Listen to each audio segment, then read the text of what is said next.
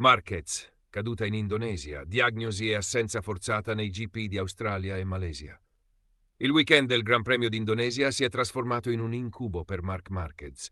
Appena nel primo giro il pilota della Ducati è stato tamponato da Marco Bezzecchi, perdendo il controllo e finendo nella ghiaia con la spalla destra accusata da subito. Le prime immagini lo mostrano accasciato sul fianco, visibilmente dolorante. Trasportato al centro medico del circuito, è subito emersa la complessità dell'infortunio.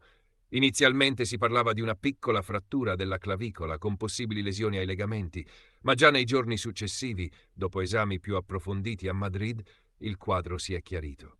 Secondo il comunicato ufficiale Ducati, Marquez ha riportato una frattura alla base dell'apofisi coracoide e una lesione ai legamenti della spalla destra.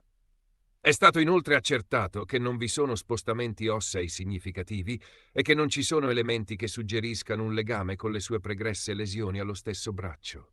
Salterà Australia e Malesia. Nessun intervento chirurgico, per ora. In base alle valutazioni dell'equipe medica diretta dai dottori Samuel Antugna e Ignacio Roger de Ogna, la decisione è stata di procedere con un approccio conservativo piuttosto che chirurgico. Tradotto, riposo, immobilizzazione e monitoraggi frequenti. Nel dettaglio, Marquez è ufficialmente fuori dai GP d'Australia 17-19 ottobre e Malesia 24-26 ottobre. Tuttavia non è escluso che possa tornare in pista prima della fine della stagione, compatibilmente con i progressi clinici. Portogallo 7-9 novembre e Valencia 14-16 novembre restano in gioco come possibili appuntamenti.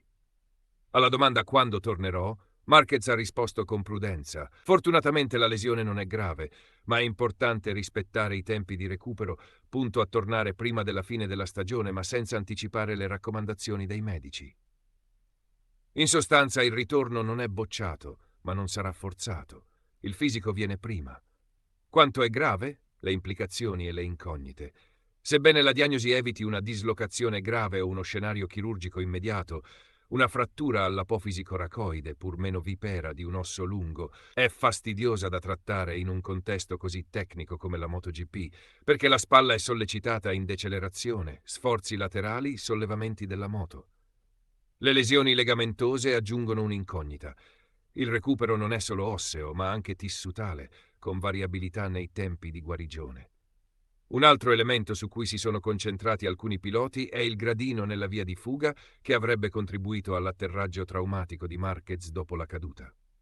In altre parole, le condizioni dell'asfalto o dei margini del circuito potrebbero aver amplificato il danno. Alex Marquez, suo fratello e collega, non ha esitato a definirlo sempre lo stesso problema, un gradino che destabilizza dopo aver visto il replay.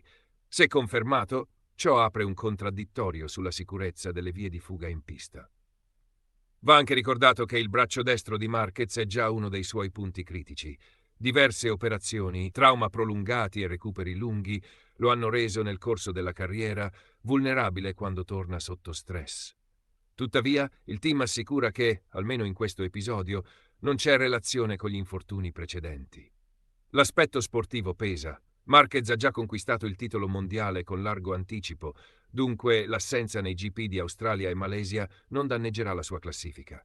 Ma restare lontano dalle gare per lungo tempo può erodere confidenza, ritmo di guida, sensibilità fisica. E un rientro affrettato può peggiorare tutto.